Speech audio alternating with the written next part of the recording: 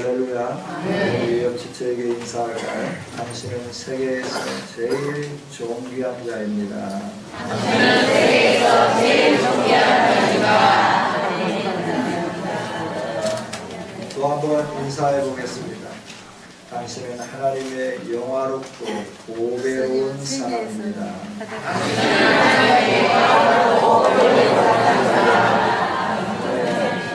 근데 이렇게 보니까 어느 쪽에서는 얼굴도 안 보고 얘기만 해요. 당신은 하나님의 보배로운 경외하는 하나님이다.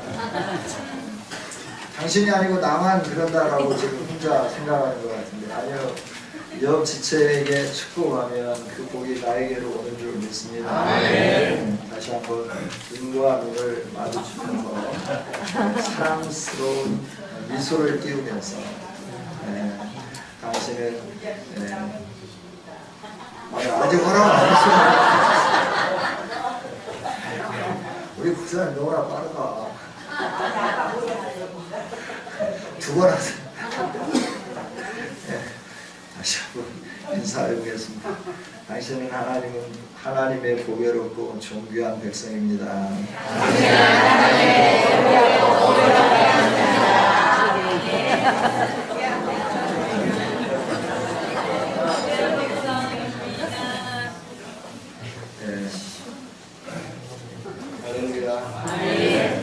보배롭고 존귀함을 느끼십니까? 사람들이 알아주든 알아주지 않든 하나님은 저와 여러분을 가장 보배롭게 여기시고 존귀하게 여기는 줄 믿습니다. 그래서 주변의 환경 또 여러 가지 것들 때문에 주눅 들지 말고 하나님이 나를 어떻게 생각하시는가, 이 부분으로 인하여서 여러분 감격스러워하고 기뻐하고 힘을 냈으면 좋겠습니다. 내가 3월을 시작하면서 이제 새싹이 돋고 있고 꽃이 피고 이런 아름다운 계절을 맞이하고 이제 봄이 왔잖아요. 봄이 오면서 하나님이 행하신 새 일에 대해서 우리가 함께 살펴가고 있는데요. 하나님이 행하신 새 일은 먼저 우리를 구원해낸 일이라 하는 거죠. 할렐루야. 우리가 어떤 존재였는가 우리가 잘 이렇게 느끼지 못하니까 하나님 말씀을 통해서 우리에게 말씀을 해주시는 거예요. 우리가 호세아서를 읽으셨죠? 호세아서를 알고 계시죠? 호세아서는 신약성경 맨 뒤쪽에 있어요. 라고 말하면 아니요 라고 말씀할 수 있어야 되겠죠. 할렐루야. 호세아는 구약입니다. 또 그대로 또 믿고 순진해가지고 신약성경 맨 뒤쪽을 보면서 목사님 사기쳤네 그러면 좀 곤란할 것 같습니다. 오늘 우리는 과거에 우리 신분이 죄와 허물로 죽은 우리들이었다. 그런데 하나님은 엄청난 대가를 지불하면서 허물을 제거해 주시고 죽음에서 생명으로 옮겨 주셨다. 스스로 인간의 몸을 입고 이 땅에 오시고 자기의 몸을 우리를 위하여 내어주심으로 우리 모두가 다 하나님의 거룩한 백성이 되게 해주셨다. 이게 하나님이 행하신 새 일입니다. 할렐루야. 이 일을 좀 더 우리가 또 마음에 와 닿을 수 있도록 하는 성경이 있는데 그게 호세아서예요. 하나님은 호세아 선지자를 부르시죠. 그러고 난 다음에 호세아 선지자에게 한 가지 미션을 줍니다. 그 미션이 뭐냐 그러면 고멜이라고 하는 여인을 데려다가 아내로 삼으라라고 하는 거예요. 그러면서 고멜이 어떤 여인인가 라고 그럴 때 이 세상에 무엇으로도 만족함을 누리지 못하는 여인, 이 여인이 고멜이죠. 그래서 고멜이 이처럼 오늘은 이 사람 내일은 저 사람 품에서 하루하루를 지내면서 살아가는 그 소망이 없는 그런 여인이잖아요. 이 여인에게 호세아는 찾아갑니다. 찾아가서 그 여인과 결혼하기 위하여 대가를 지불해요. 그리고 그 여인을 데려다가 결혼을 합니다. 자녀를 낳고 삽니다. 그럼에도 불구하고 이 여인은 과거가 좋아서 도망칩니다. 호세아는 이 여인을 보호하기 위해서 울타리를 치고 가시 울타리를 치고 넘어가지 못하도록 자기의 사랑 안에 거하면서 자기의 사랑을 누리면서 살 수 있도록 온갖 노력을 다하지만 이 여인은 철조망을 넘어서 가시 울타리를 넘어서 다시 과거로 회귀해 가는 거예요. 그럼에도 불구하고 하나님은 호세아에게 말하죠. 다시 데려오라. 또 찾아가서 대가를 지불하고 또 데려오는 것을 보게 되죠. 이게 나의 사랑이다. 너희를 향한 나의 사랑이다 라고 말씀을 해줘요. 여러분, 우리는 고멜과 같은 사람 아닌가요? 하나님이 대가를 지불하고 우리를 불러서 너는 내 백성이다. 아니, 너는 나의 어여쁜 신부다. 일어나라, 나의 신부야, 함께 가자. 이러면서 찾아오시고 문을 두드리는데 우리는 문을 꼭꼭 잠궈놓고 그 음성을 못 들은 채 하고, 그래서 밤새 밖에 세워뒀다가 또 피곤하고 지쳐서 돌아가게 만들고, 이런 삶을 사는 것이 한두 번이 아니었던 게 우리의 인생이다. 그럼에도 불구하고 하나님은 끝까지 우리를 향한 사랑과 열정을 가지고 찾아오십니다. 그리고 우리를 불러주십니다. 그리고 우리를 회복시켜 주십니다. 이게 하나님이 우리 가운데 행하신 위대한 역사입니다. 새 일이에요. 하나님이 나타내 보여주실 새 일이에요. 오늘 우리는 새 일 그러면 뭔가 지금까지 내가 살아왔던 삶의 패턴과는 다른 어떤 새로운 일들이 막 일어날 것만 기대하고 있는 거예요. 먼저 우리의 영적인 부분이 새로워지지 않으면 우리의 육신적인 어떤 부분에서도 새 일들이 일어날 수가 없습니다. 이 관계가, 하나님과 관계가 새로워지지 않으면 우리의 육신의 삶 가운데서는 어떤 일도, 새로운 일들이, 하나님으로부터 주어지는 새로운 일들이 일어날 수 없다 하는 거죠. 여러분, 저와 여러분이 하나님으로 인하여 새 영을 부어받고 새 생명을 부어받은 백성으로서, 부여받은 백성으로서 저와 여러분이 하나님이 이미 내 안에 새 일을 시작하셨음을 기억하면서 하나님 말씀 앞에 설 수 있기를 주님의 이름으로 축복합니다. 이렇게 새 일을 시작하셔서 하나님의 백성들의 그 아름다운 언약식이 이루어지는 게 오늘 19장부터 시작되는 말씀이에요. 출애굽기는 이스라엘 백성들을 건져내기 위해서 하나님이 한 사람을 세우죠. 한 사람을 세우고 준비를 시킵니다.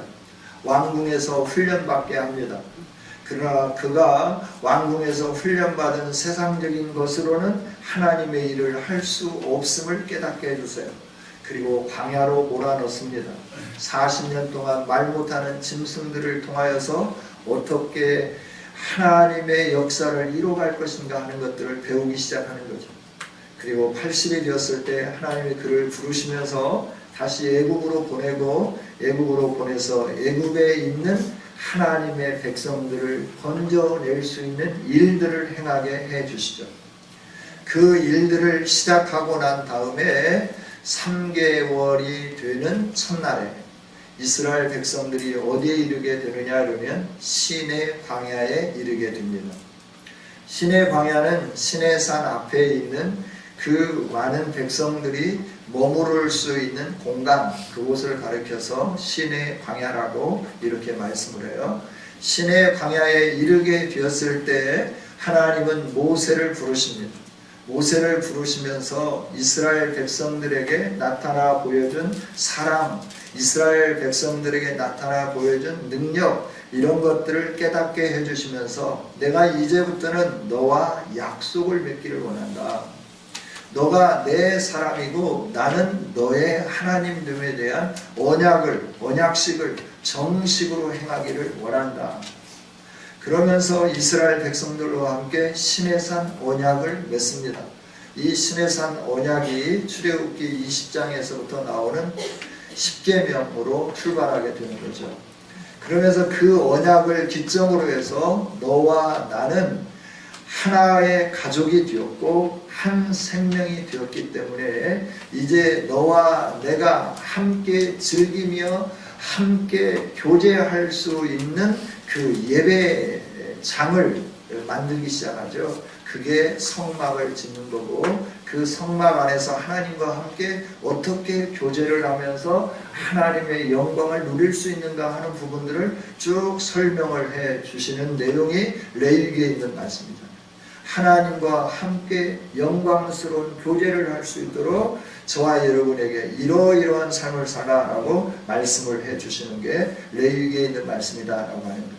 그러면서 이 출애굽한 백성들이 하나님과 이 언약식을 맺고 언약식을 맺음으로 말미암아서 하나님과 함께 교제할 수 있는 이 모든 조건들을 하나님이 제시해 주시고 그것들을 준비하게 하고 또 그것들로 인하여 하나님과 함께 교제하며 하나님의 영광 가운데 이룰 수 있도록 은총을 베풀어 주시는 이 일들을 하나하나 진행해 가는 것을 보게 되죠. 저와 여러분을 구원해 내기 위해서도 창세 전에 예정하시고 예정하심에 따라서 하나님의 때에 우리를 택하여서 불러서 하나님의 백성으로 세워주신 줄 믿습니다. 하나님이 이처럼 이스라엘 백성들과 언약을 하는데 이 언약을 맺는 그때가 언제냐라고 하는 거예요. 우리는 그냥 오늘 말씀에서 보면 이스라엘 자손이 애굽 땅을 떠난 지 3개월이 되던 날 그들이 신의 광야에 이르니라 라고 이렇게 말씀을 해 주시죠. 3개월이 되던 날이라고 하는 이 날들을 우리가 가만히 유추해 보면 출애굽을 시작한 달이 이스라엘에게는 첫 달이에요. 히브리인들에게는 첫째 달이에요. 그 달 이름을 아비벌이라 이렇게 성경이 표현을 해놨죠. 아비벌을 시작해서 열흘째 되는 날 이 속죄를 담당하는 어린 양이나 염소를 준비하게 하시죠. 그리고 그것들을 사흘, 나흘 동안 잘 이렇게 관리했다가 14일 날 해질 무렵에 오후에 그 양이나 염소를 잡습니다. 그리고 그 피를 함께 가족들이 모이고 이웃과 함께 먹는 집에 문설주와 인방에 바르고 거기에서 그 염소를 구워서 먹습니다. 쓴 나물과 함께 그리고 무교병과 함께 그것을 먹죠. 그리고 보름이 되는 날 2월 보름이 되는 날 그들이 출애굽하게 되는 거예요. 람셋에 모여서 출애굽하고 출애굽한 그들이 비아히롯에 서게 되고 비아히롯에서 하나님의 능력으로 홍해가 갈라지는 역사를 누리게 되고 홍해를 건너고 난 다음에 그들이 이제 그 신광야로 들어가게 되는데 신광야에서 물을 얻지 못해가지고 원망하고 불평할 때 마라를 거쳐서 엘림을 지나고 엘림을 지나서 이제 그들이 처음에 수르광야 그 다음에 이제 수르광야에서 신광야에 들어가면서 신광야에서도 두 가지 사건을 경험해요. 무리바의 물사건과 아말렉과 전투를 경험해요. 그러고 난 다음에 머무는 곳이 어디냐 그러면 여기 신의 광야에 머물게 된다. 신의 산 앞에 서게 된다는 거죠. 이렇게 정확하게 설명을 드리는 것은 이 계약이 주어진 때가 언제냐라고 하는 거예요. 그때가 성경이 말하는 오순절과 관계가 되어 있다라고 하는 거죠. 부활 예수님의 죽으심과 그리고 승천하심과 열흘째 되는 날 성령이 임하신 사건과 그리고 이스라엘 백성들이 출애굽함과 출애굽해가지고 신의 광야에 이를 때까지 그 기간이 약 50여일 정도 흐르면서 그러면서 오순절에 임했던 성령의 강림처럼 이스라엘 백성들에게 하나님의 언약이 주어지게 되는 거죠. 할렐루야. 이 성경을 읽으면서 이렇게 보면 볼수록 얼마나 신묘막측한지를 모르겠어요.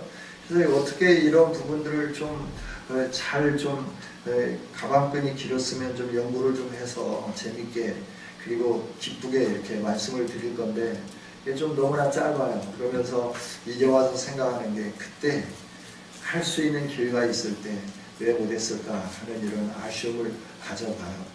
갈 수 있을 때 해외로 가시고 할 수 있을 때 공부하십시오. 그러면 50대를 지나서 여러분들이 행복한 인생을 살게 됩니다. 그때를 놓치면 저처럼 약간 불행한 인생을 살 수도 있어요. 약간 불행한 인생. 여러분, 지금이 참 중요한 것 같아요. 여러분, 중요한 것 같아요. 그래서 이 새 언약을 주시면서 새 일을 행하시는데 그 일이 뭐냐 그러면 하나님과 언약을 맺으면서 너는 내 백성이다 라고 하는 관계 언약을 맺기 시작하는 거예요. 할렐루야. 이들이 하나님에 대해서 어떻게 생각했을까? 이들이 출애굽하고 광야를 건너고 홍해를 건너고 수루 광야를 지나고 술광에서 마라의 쓴물 먹을 것이 떨어져서 만나가 내리고 고기가 없을 때 메추라기를 주시고 그리고 또 신광야에 들어왔을 때 마실 물이 없어서 무리바 사건으로 이스라엘이 하나님과 다투고 하나님이 우리 중에 계신지 모르겠어 안다고 하면 이렇게 목마르게 하지는 않겠지 이렇게 하면서 하나님과 다투었던 그들에게 하나님은 사랑하기 때문에 반석에서 전혀 물이 날 수 없는 곳에서부터 생수가 터져 나오는 거죠. 이 반석은 예수 그리스도인 줄 믿습니다. 우리의 인생의 갈증을 해결해 주실 수 있는 분은 예수 그리스도이십니다. 예수 그리스도에서부터 흘러나오는 생수가 우리의 육을, 우리의 영혼을 새롭게 하며 우리로 하여금 풍요롭게 해주는 은혜로 충만하게 채워주시는 분인 줄 믿습니다. 우리가 예수님을 믿는 이 믿음에서 흔들림 없이 살아야 되겠죠. 그래서 이렇게 하나님과의 이 위대한 역사, 구원을 베풀었는데 그냥 뭐 어쩌다가 하다 보니까 구원받고 구원을 얻은 이런 백성이다 라고 하는 것이 아니라 나는 너와 관계를 맺고 내 백성이 될 수 있도록 하기 위해서 내가 너를 애굽에서부터 건져낸 여호와 하나님이다 라고 하는 사실을 확실히 하나님과 사람 사이에 약속을 통해서 계약을 통해서 분명하게 하기 위해서 신의 산 언약을 주시더라 하는 거죠. 여러분, 하나님은 우리로 하여금 신앙생활할 때 나와 하나님과 관계를 분명하게 하기 위해서 우리에게 십계명도 주시고 하나님의 말씀인 성경을 주신 줄 믿습니다. 그래서 이 성경은 그냥 폼으로 들고 다니는 게 아니고 이 성경은 무슨 역할을 하느냐 그러면 하나님과 나와의 언약의 계약서임을 꼭 기억할 수 있기를 원합니다. 그래서 성경을 볼 때 우리가 여러 가지 시각으로 보는데 전통적인 시각은 언약이라고 하는 시각으로 보는 거예요. 언약, 하나님의 약속, 하나님의 약속이 구약에서부터 어떻게 전진되어져 가면서 하나님 나라에 이르기까지 그 언약이 어떻게 우리 안에 끊임없이 역사하고 작동되는가 하는 부분을 보게 하는 거죠. 그래서 저와 여러분은 이 말씀을 볼 때마다 하나님과 나 사이에 맺은 사랑의 계약서다, 사랑의 언약이다 하는 것을 꼭 기억할 수 있기를 원합니다. 네. 사람들이 결혼하게 될 때 혼인서약서를 하잖아요. 서로 사랑한다고 얘기하고 이러든 저러든 언제든지 내가 항상 곁에 있고 떠나지 않고 사랑하겠다고 약속을 해요. 그런데 이제 요즘은 그런 약속도 없고 보면요, 결혼식장에 가니까 주례도 없고 뭐 부모님들이 같이 가는 것도 없고 자기들끼리 들어가고 노래 부르고 뭐 그러면서 자기들끼리 뭐 한다고 그러고 그냥 끝나는 거예요. 이건 결혼이 아니에요. 결혼은 분명한 그 언약식이 있고 개인과 개인의 약속일 뿐만 아니라 양가의 약속이에요. 그래서 개인과 개인이 힘들고 어려울 때 양가가 조정하고 그 결혼을 계속해서 언약을 지킬 수 있도록 해가는 거예요. 이 약속은 사람과 사람의 약속일 뿐만 아니라 하나님과 그 당사자들 간의 약속이에요. 그래서 이 약속을 깨트리는 것은 하나님 앞에 약속한 것을 깨트리는 것과 같은 거예요. 그래서 이 약속을 깨트리지 못하도록 하나님은 말씀을 하고 있는 거죠. 결혼을 하고 난 다음에, 결혼을 한 후에 시집을 간 사람이 자기의 그 존귀함과 자기의 가치관을 나타내 보일 때 자기 남편이 어떤 사람인가를 나타내 보이면서 자기는 이렇게 결혼을 잘했다라고 자랑하게 되고 모든 사람들 앞에 내세우게 되죠. 그렇죠? 아닌가요? 잘 모르겠어요. 저는 그런 것 같아요. 네. 저희 집은 그런 것 같아요. 결혼을 참 잘했다. 우리 남편이 제일이다. 이렇게 말하는 것 같아요. 할렐루야. 네. 네. 거기서만 아멘하는 게 아니라 여러분들도 그렇게 해야 돼요. 결혼을 잘했다. 내가 결혼하니까 우리 남편이 이런 분이어서 너무나 좋다라고 하는 거죠. 그래서 그걸 자랑하면서 사는 거죠. 하나님과 하나님의 백성 사이에 이 언약은 어떤 언약이냐 그러면 에베소서 5장에 있는 말씀을 보면 결혼의 언약과 같다라고 하는 거예요. 이것을 호세아서를 통해서 구약에서 말씀해 주시고 신약에서는 에베소서를 통해서 말씀을 해 주시는 거예요. 그래서 그리스도가 신부가 되는 거고 그리스도가 신랑이 되는 거고 교회인 저와 여러분은 신부가 되어져 가는 겁니다. 그래서 이 신부와 신랑 간의 약속, 서약, 이것이 오늘 우리에게 주어지는 그 신해산 언약이다라고 하는 거예요. 말씀이 좀 어렵죠. 제가 그렇게 참 어렵게 말을 하는지 모르겠어요. 쉽게 얘기하면 참 좋을 건데 너무나 어렵게 말을 해서 죄송해요. 그러나 이 부분이 중요하기 때문에 예를 들면서 이렇게 말씀을 하는데 쉽게 말할 수도 있겠지만 좀 어렵게 해야 저도 좀 실력이 있는가 보다 이렇게 여러분들 인정해 줄 것 같아서 제가 좀 어렵게 말을 하는 거예요. 그건 농담입니다. 어찌됐든 이렇게 약속한 백성과의 관계를 통해서 아버지와 아들 간의 관계, 신랑과 신부와의 관계로서 약속을 하고 그 약속을 하면서 우리 아버지는 이런 분이야, 우리 남편은 이런 분이야 자랑할 만하게 하도록 하기 위해서 하나님은 약속을 우리에게 행하셨다 하는 거예요. 하나님이 행하신 새 일 가운데서 먼저 건져내면서 살려내고 생명이 있게 해줬을 뿐만 아니라 생명 있는 그들을 사랑함으로 말미암아 언약 관계가 형성되도록 하는 것, 이게 하나님이 새 일을 행하시는 일 가운데 하나다라고 하는 거죠. 할렐루야. 그러니까 이 약속은 하나님이 우리 가운데 행하는 새 일 가운데 하나로 속하는 거예요. 그래서 이 약속을 주시는 거죠. 이 약속을 주시면서 네가 이 약속을 지킨다고 하면 너는 이렇게 존귀한 자가 될 거다라고 하는 거예요. 이 말씀은 우리 인간에게 하나님이 알아들을 수 있도록 하시는 말씀이죠. 우리 인간이 얼마나 이렇게 변절을 잘하는지 아시기 때문에 이 말씀을 주시는 거예요. 오늘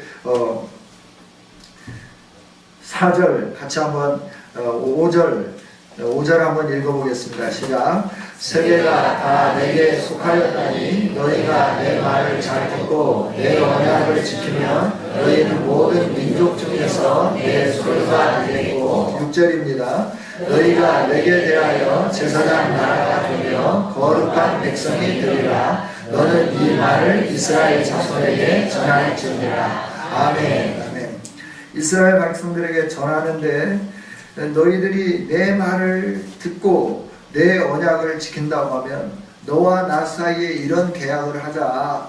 그러면 내가 이렇게 너에게 계약할 수 있도록 계약의 내용을 주겠다. 이걸 백성들에게 말하고 백성들이 오케이 받아들이고 서명하고 그리고 그 언약 가운데 거한다고 하면 너는 민족 중에서 뛰어나게 하겠다. 내 소유가 되게 하겠다. 뛰어나게 하겠다라고 하는 거고 너는 나에 대해서 거룩한 나라, 백성, 제사장이 되도록 해주겠다. 이렇게 약속을 하고 계시는 거죠.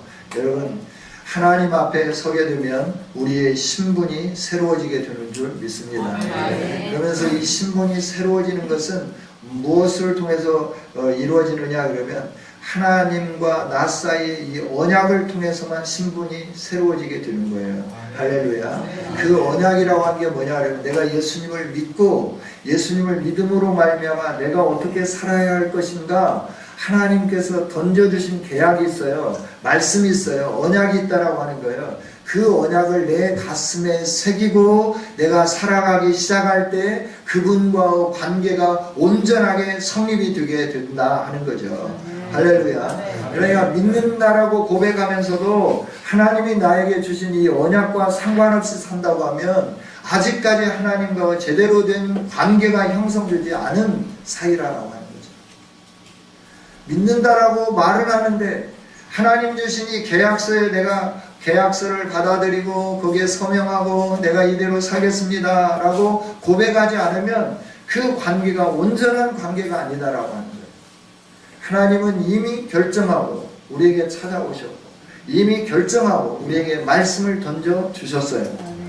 그러면 우리가 반응하면 되는 거예요. 공이 우리에게 왔으니까 우리가 반응하면 되는 거예요. 그 공을 받은 저와 여러분이 아멘 이대로 살겠습니다. 그래서 내가 하나님의 백성이 되겠습니다. 내가 하나님의 나라의 백성이 될 뿐만 아니라 예수 그리스도의 신부로서 살겠습니다라고 그걸 수용하면서 그 언약대로 살아가는 이 삶, 이것이 바로 하나님과 관계가 시작되어서 하나님이 내게 새 일을 행하실 수 있도록 하는 걸음의 한 부분이다 하는 것을 하나님은 우리에게 가르쳐 주시는 거죠. 여러분, 이 언약을 믿습니까? 하나님의 약속을 믿습니까? 이 약속을 그대로 가슴에 새기고 순종하는 저와 여러분이 될 수 있기를 원합니다. 그러면 저와 여러분의 신분을 높여줘요. 그 신분이 뭐냐 그러면 4절이죠. 애굽 4절은 사랑에 대해서 말하는 거고 5절에 대해서 사랑과 능력이 4절이죠. 5절은 세계가 다 내 것이다 라고 말씀을 해요. 세계가 다 내게 속했다. 이 말은 세계가 다 내 것이다. 내 것이다. 그런데 너희가 내 언약을 받아들이고 그 언약대로 살기로 결정하면서 살아간다고 하면 나는 너희를 다 내 것인데 그것들 다 놔두고 너희를 나의 소유로 만들겠다 라고 말씀해요. 세상에 많은 사람들이 있지만 약속한 당신만 나의 남편으로 나의 아내로 모시겠습니다 하는 것과 같이 하나님도 말씀합니다. 세상에 많은 민족들이 있다. 여러 나라들이 있다. 그게 다 내 것이다. 그런데 네가 내 약속을 받아들이고 그 약속을 가지고 살겠다고 결정하면서 순종한다고 하면, 결정하면서 나와 함께하기로 결정한다고 하면 나는 너를 나의 신부로 높이겠다라고 말씀하는 거죠. 여러분, 하나님의 약속은 이처럼 소중합니다. 저와 여러분이 보배롭고 존귀한 자들이 될 수 있도록 하나님은 찾아오셨고 말씀하셨어요. 말씀하신 거기에 우리가 순응하고 반응하기 시작한다고 하면 하나님은 저와 여러분을 하나님의 소유로 높여주시면서 존귀하고 보배롭게 해주실 줄 믿습니다. 그런데 하나님이 찾아오셔서 말씀했는데도 콧방귀도 안 뀌는 거예요. 뭐 당신이 뭔데 나한테 이래라 저래라 하는 거야. 나는 내 뜻대로 살 거야. 내 마음대로 살 거야. 이러면 하나님이 우리를 높일래야 높일 수가 없게 되는 거죠. 온전한 관계가 형성이 되지 않았는데 어떻게 높여주겠어요? 결혼을 하고 서약을 했기 때문에 아내를 위하여 내 모든 사랑을 다 쏟아붓는 거예요. 다른 사람들은 그렇게 내 사랑을 쏟아부을 수가 없죠. 그러나 아내이기 때문에, 내가 약속을 했기 때문에, 그 약속을 믿고 함께 인생의 동반자가 되었기 때문에 그 아내를 향하여서 사랑과 헌신과 수고와 모든 것들을 다 쏟아붓게 되는 거 아니겠어요? 하나님과 관계도 마찬가지예요. 그래서 이 비밀이 크다라고 바울 사도를 통해서 하나님 말씀해 주는 거예요. 여러분, 이 비밀이 큰 비밀인 줄 믿습니다. 그래서 저와 여러분이 늘 하나님의 백성으로서 자긍심을 가지고 살아가고 하나님이 나를 높일 수 있도록 우리들이 어떻게 해야 되냐, 하나님이 주신 언약의 말씀을 내 가슴에 새기며 이 말씀대로 내가 살기로 결단하며 사는 것, 이것이 하나님이 우리에게 행하시는 새 일임을 기억하면서 이 새 일이 내 안에서 계속해서 나타날 수 있도록 이 결단을 하시는 저와 여러분이 되어지기를 주님의 이름으로 축복합니다. 할렐루야. 네. 이렇게 결단하고 나가면 하나님은 너는 나의 어여쁜 자요, 나의 사랑이요, 나와 함께할 자다 라고 선언하며 다른 데 관심을 두지 않는 거예요. 오직 나에게만 관심을 두면서 사는 거예요. 그러면서 나에게 관심을 두기 때문에 어떻게 하나요? 사랑을 쏟아 붓는 거죠. 온전히 나에게만 사랑을 쏟아 붓는 겁니다. 우리에게만 사랑을 쏟아 붓는 겁니다. 그 쏟아 붓는 사랑이 어떤 거냐? 그러면 4절이에요. 같이 한번 읽어보겠습니다. 시작. 내가 애굽 사람에게 어떻게 행하였음과 내가 어떻게 독수리 날개로 너희를 업어 내게로 인도하였음을 너희가 보았느니라. 아멘. 아멘. 하나님의 사랑이 나타났는데요, 이스라엘 백성들에게 사랑이 나타났어요. 애굽 사람들은 다 죽음에 처하게 만들었어요.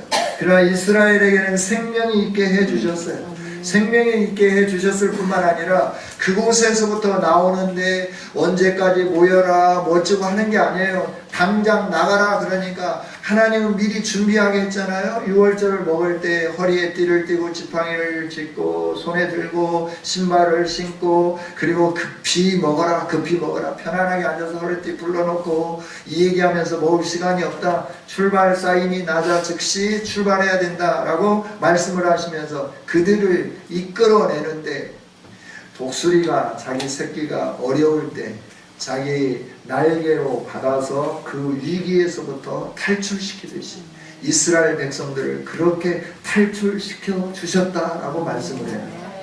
이스라엘이 한 민족으로 성장하는 데는 애굽이라고 하는 둥지가 필요했어요. 그러나 이제 한 민족으로 성장하고 난 다음에 애굽이라고 하는 둥지를 떠나야 하는 거예요. 애굽이라고 하는 둥지를 떠나게 하기 위해서 하나님은 이스라엘 백성들에게 힘듦과 어려움을 주는 거죠. 그래서 그 둥지에서부터 나오도록 만드는 거예요. 그래서 하나님 권고하세요, 하나님 약속을 지켜주세요 이러면서 하나님을 바라보게 만드는 거죠. 그 순간 하나님께서 이스라엘 백성들을 독수리 새끼가 위기에 처했을 때 날개에 업고 높이 창공으로 솟아오르면서 안전하게 보호하듯이 이스라엘 백성들의 하나님이 이렇게 급하게 그들을 불러내면서 날개에 업고 그들을 안전한 곳으로 인도해 주셨다라고 말씀을 해주는 거죠. 우리가 하나님 앞에 머물러 때 하나님은 이런 사람으로 역사해 주시는 줄 믿습니다.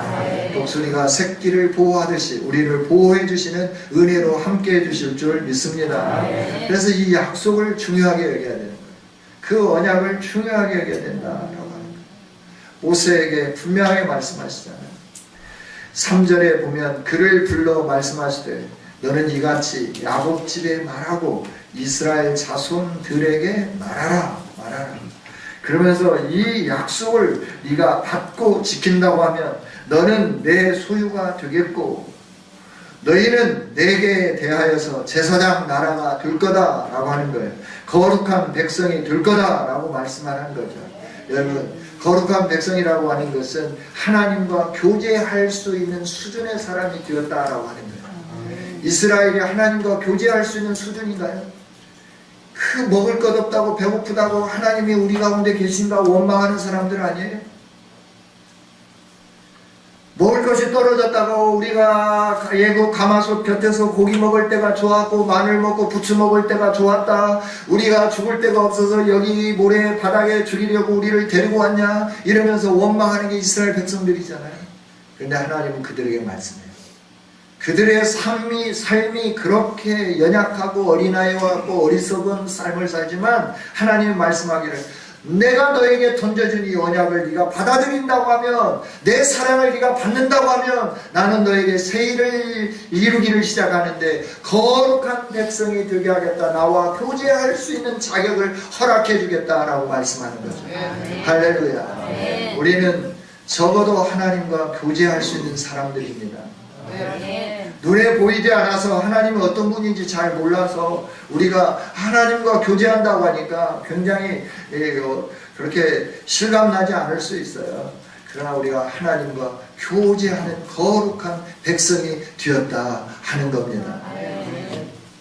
하나님과 약속 관계가 체결되었기 때문에 이 위대한 일들이 우리 가운데 나타나기 시작하는 거예요. 또 제사장이라고 하는 게 뭡니까? 다른 사람을 돕는 일이죠. 하나님 앞에서 제사장이라고 하는 것은 하나님 앞에 이를 수 있도록 다른 사람들을 인도하는 인도자 역할을 감당할 수 있다 하는 것을 가르쳐 주시는 겁니다. 말씀을 맺겠습니다. 하나님은 우리에게 새 일을 행하셨는데 먼저 찾아오시고 자기의 생명을 주시고 그리고 그 십자가의 보혈의 피 안에 머물기를 원하는 사람들에게 하나님의 생명을 허락해 주셨습니다. 그래서 살아있는 생명이 되게 해 주셨습니다. 살아있는 생명이 된 그들에게 하나님은 너와 나 사이의 관계를 정립하자 그러면서 약속을 주셨어요. 계약을 하셨어요. 이게 하나님이 주신 신의 산 언약인 줄 믿습니다. 이것이 오늘 신약시대의 오순절의 교회에 임한 성령의 역사인 줄 믿습니다. 그래서 그 성령 안에 머물고 하나님의 계약 안에 머물고 하나님의 언약의 말씀을 내 것으로 수용하면서 내가 그리스도의 신부가 되었음을 당당하게 나타나 보이는 자들에게 하나님은 우리를 높여서 하나님의 백성이 되게 해 주셔서 하나님이 보호해 주실 뿐만 아니라 사랑받게 해 주시고 우리를 높여 주셔서 하나님과 교제할 수 있는 자격을 얻게 해 주시고 우리를 높여 주셔서 다른 사람들을 하나님께로 이끌며 중보할 수 있는 도구할 수 있는 그런 자격까지 부여받는 사람들이 되게 해 주셨다 말씀을 해 주시는 거예요. 여러분 저와 여러분이 이처럼 하나님이 행하신 위대한 일들이 시작되었고 우리 안에 머물고 있는 존재들인 줄 믿습니다. 이 사실을 기억하면서 우리가 믿음을 가지고 믿음으로 전진해가는 아름다운 성도들이 될 수 있기를 주님의 이름으로 축복합니다. 기도하겠습니다. 하나님 감사합니다. 오늘도 말씀을 주신 주님을 찬양합니다. 아버지 우리 안에 새 일을 행하시기 위하여 언약을 허락해 주시고 이 언약의 말씀을 내 것으로 받아들이며 하나님과 관계를 온전하게 회복할 때 하나님은 우리를 영화롭게 하며 우리를 하나님의 사랑 가운데 머물게 하며 우리를 통하여서 세상 나라들이 하나님 앞에 이룰 수 있는 구원을 얻도록 우리를 높여주시고 우리를 사용하시기를 원하시니 감사합니다. 하나님이 이루신 이 새 일들을 가슴에 새기면서 내 안에 시작된 하나님의 역사를 바라다보고 그 하나님께 영광 돌리는 우리의 남은 생애가 되게 하여 주옵소서. 예수님 이름으로 기도하옵나이다.